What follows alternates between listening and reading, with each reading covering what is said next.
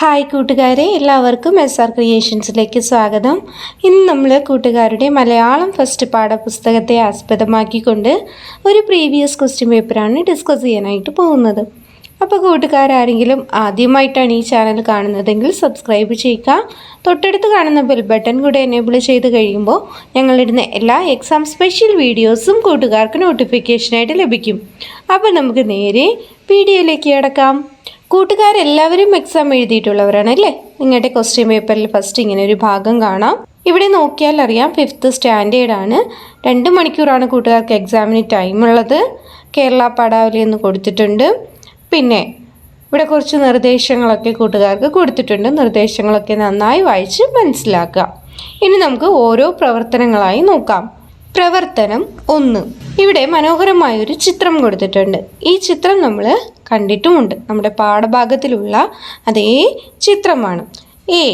മലയാളത്തിലെ പ്രശസ്തമായ നോവലിലെ ഒരു സന്ദർഭമാണ് ഇവിടെ ചിത്രത്തിൽ തന്നിരിക്കുന്നത്. ഈ ചിത്രത്തിൽ നിന്ന് എന്തൊക്കെയാണ് നിങ്ങൾക്ക് മനസ്സിലാക്കാൻ സാധിച്ചത്? അതിൻ്റെ കുറിപ്പ് തയ്യാറാക്കാനാണ് കൂട്ടുകാരോട് പറഞ്ഞിട്ടുള്ളത്. ബി ചോദ്യം, താഴെ തന്നിരിക്കുന്നവയിൽ ബഷീറിൻ്റേതല്ലാത്ത കൃതി ഏതാണ്? ഇവിടെ ഓപ്ഷൻസ് കൊടുത്തിട്ടുണ്ട്. എൻ്റെ ഉപ്പു പാപ്പായ്ക്കൊരാണി ഉണ്ടായിരുന്നു, മച്ചു മതിലുകൾ. ബഷീറിൻ്റേതല്ലാത്ത കൃതി കൂട്ടുകാരെ എടുത്തെഴുതുക. പ്രവർത്തനം 2. വയലോപ്പിള്ളി ശ്രീധരമേനോൻ്റെ വെള്ളിലവള്ളി എന്ന കവിതയിൽ വെള്ളിലവള്ളിയുടെ സവിശേഷതകൾ കവി അവതരിപ്പിക്കുന്നത് കൂട്ടുകാർ മനസ്സിലാക്കിയല്ലോ. ഈ ആശയവുമായി ബന്ധമുള്ള ഒരു കവിത താഴെ തന്നിട്ടുണ്ട്. വായിച്ചു നോക്കൂ. പൂക്കാലം. പൂക്കുന്നിതാ മുല്ല പൂക്കുന്നിലങ്ങി, പൂക്കുന്നു തേന്മാവ് പൂക്കുന്ന ശോകം, വായിക്കുന്നു വേലിക്കു വർണ്ണങ്ങൾ പൂവാൽ, ചോക്കുന്നു കാടന്തി മേഘങ്ങൾ പോലെ, എല്ലായിടവും പുഷ്പഗന്ധം പരത്തി, മെല്ലെന്ന് തെക്കുന്നു വീശുന്നു വായു, ഉല്ലാസമേ നീണ്ട കുക്കുരാവത്താൽ എല്ലാവർക്കും മേകുന്നിതേ കോകിലങ്ങൾ, പാടങ്ങൾ പൊന്നിൻ നിറം പൂണ്ടു നീളെ പാടിപ്പറന്നെത്തി തത്തയെല്ലാം, കേടറ്റ് നെല്ലിൻ കതിർക്കാമ്പു കൊത്തി കൂടാർന്ന ദിക്കാർന്നു പോകുന്നു വാനിൽ. കുമാരനാശാൻ എഴുതിയ പൂക്കാലം എന്ന് പറയുന്ന പാഠഭാഗത്തിലെ ചെറിയൊരു ഭാഗമാണ് ഇവിടെ കൂട്ടുകാർക്ക് തന്നിരിക്കുന്നത്.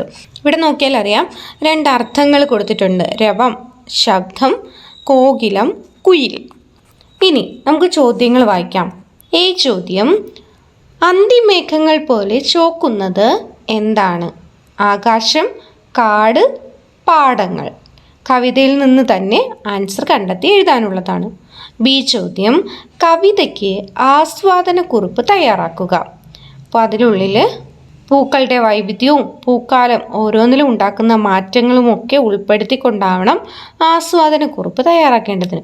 ആസ്വാദനക്കുറിപ്പ് തയ്യാറാക്കുമ്പോൾ ആദ്യം കവിയെക്കുറിച്ച് ഒരു പാരഗ്രാഫ് എഴുതുക. അതിനുശേഷം 2-3 പാരഗ്രാഫിൽ കവിതയിലെ ആശയം കൂട്ടുകാർ വ്യക്തമാക്കുക. പ്രവർത്തനം 3. വായിച്ചു വളർന്നാൽ വിളയും, വായിക്കാതെ വളർന്നാൽ വളയും. കുഞ്ഞുണ്ണി മാഷിൻ്റെ ചെറിയൊരു തോട്ട്സാണ്.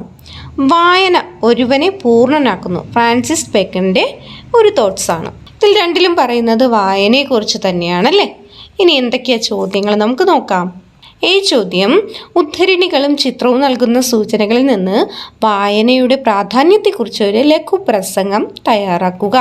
അപ്പോൾ പ്രസംഗം തയ്യാറാക്കുമ്പോൾ ആദ്യം മാന്യ സദസ്സിനെ വിനീതമായ കൂപ്പുകൈ എന്ന് എഴുതാം. അതിനുശേഷം ഞാനിവിടെ പറയാൻ പോകുന്നത് വായനയുടെ പ്രാധാന്യത്തെക്കുറിച്ചാണ് എന്ന് പറഞ്ഞിട്ട് നമുക്ക് വായനയുടെ പ്രാധാന്യത്തെക്കുറിച്ച് കുഞ്ഞുണ്ണി മാഷ് പറഞ്ഞതും പല പ്രമുഖർ പറഞ്ഞിരിക്കുന്ന വാചകങ്ങളെ അടിസ്ഥാനമാക്കിക്കൊണ്ട് ഒരു ലഘു പ്രഭാഷണം 3-4 പാരഗ്രാഫുള്ള ഒരു പ്രഭാഷണം, നമുക്ക് പ്രഭാഷണം എന്ന് ഉദ്ദേശിക്കുന്നത് പ്രസംഗം തയ്യാറാക്കാം.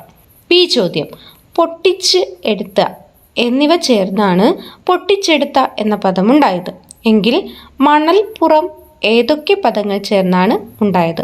പ്രവർത്തനം 4. ജനങ്ങൾ പറഞ്ഞു പ്രചരിച്ചിട്ടുള്ള വാമൊഴി രൂപങ്ങളാണ് പഴഞ്ചൊല്ലുകൾ. ജീവിതത്തിൽ പഴഞ്ചൊല്ലുകൾ ഉപയോഗിക്കാത്തവർ ഉണ്ടാവില്ല. നിങ്ങൾക്ക് പരിചിതമായ ഒരു പഴഞ്ചൊല്ലിവിടെ തന്നിട്ടുണ്ട്. പണത്തിനു മീതെ പരുന്തും പറക്കില്ല. ഈ ചോദ്യം, ഈ പഴഞ്ചൊല്ല് വ്യാഖ്യാനിച്ച് എഴുതാനാണ് പറഞ്ഞിരിക്കുന്നത്. ബി ചോദ്യം, കൃഷിയുമായി ബന്ധപ്പെട്ട ഒരു പഴഞ്ചൊല്ല് എഴുതുക. അരിയെറിഞ്ഞാൽ 1000 കാക്ക. ഇങ്ങനെ തുടങ്ങി നമ്മൾ ഒത്തിരി കളക്ട് ചെയ്ത് എഴുതിയിട്ടുണ്ട് കൃഷിയുമായി ബന്ധപ്പെട്ട പഴഞ്ചൊല്ലുകളൊക്കെ. അടുത്ത കൂട്ടുകാരുടെ എക്സാമിലെ അവസാനത്തെ ചോദ്യമാണ് പ്രവർത്തനം 5 എ. ഭൂമി സന്നാഥയാണ് എന്ന കവിത എഴുതിയ വയലാറിനെ കൂട്ടുകാർക്ക് അറിയാമല്ലോ. തന്നിരിക്കുന്ന വിവരങ്ങൾ ഉൾപ്പെടുത്തിക്കൊണ്ട് കവിയുടെ ജീവചരിത്രക്കുറിപ്പ് തയ്യാറാക്കുക. അപ്പോൾ നമ്മൾ തയ്യാറാക്കാൻ പോകുന്നത് വയലാറിനെ കുറിച്ചാണ്. അപ്പോൾ എന്തൊക്കെ എഴുതാം? അദ്ദേഹത്തിൻ്റെ ജനനവും മരണവും ഒക്കെ അറിയാമെങ്കിൽ കൂട്ടുകാർക്ക് എഴുതാം. അല്ലെങ്കിൽ ഇവിടെ തന്നിരിക്കുന്ന ഈ ഒരു ഹിൻസ്, അതായത് വിവരങ്ങൾ ഇവിടെ നമുക്ക് തന്നിട്ടുണ്ട്. ഈ വിവരങ്ങളൊക്കെ ഉൾപ്പെടുത്തിക്കൊണ്ട് മാത്രമായാലും കൂട്ടുകാർക്ക് വയലാറിനെ കുറിച്ച് ജീവചരിത്രക്കുറിപ്പ് എഴുതാം. എല്ലാ എക്സാമുകളിലും കണ്ടുവരുന്ന ഒരു ചോദ്യമാണ്. അതുകൊണ്ട് ഇത് മസ്റ്റായും കൂട്ടുകാർ പഠിച്ചു വെച്ചേക്കണം കേട്ടോ. ബി ചോദ്യം, മാതൃക പോലെ എഴുതാം. നാദതരംഗം, നാദത്തിൻ്റെ തരംഗം. നക്ഷത്രക്കതിർ. ഇപ്പോൾ കൂട്ടുകാർ ഇതുപോലെ മാതൃക പോലെ എഴുതാനും സംഭാഷണം എഴുതാൻ, ലഘുപ്രഭാഷണം എഴുതാൻ, കത്തെഴുതാൻ, ജീവചരിത്രക്കുറിപ്പ് എഴുതാനായിട്ട്, ചിത്രങ്ങൾ തന്നിരുന്നാൽ അതിനെക്കുറിച്ച് വിവരണം തയ്യാറാക്കാൻ, പത്രവാർത്ത, ഇതൊക്കെ കൂട്ടുകാരൊന്ന് പഠിച്ചു വെച്ചേക്കുക. ഈ ചോദ്യങ്ങളൊക്കെ കൂട്ടുകാർക്ക് എക്സാമിന് ചോദിക്കാൻ ചാൻസ് ഉണ്ട്.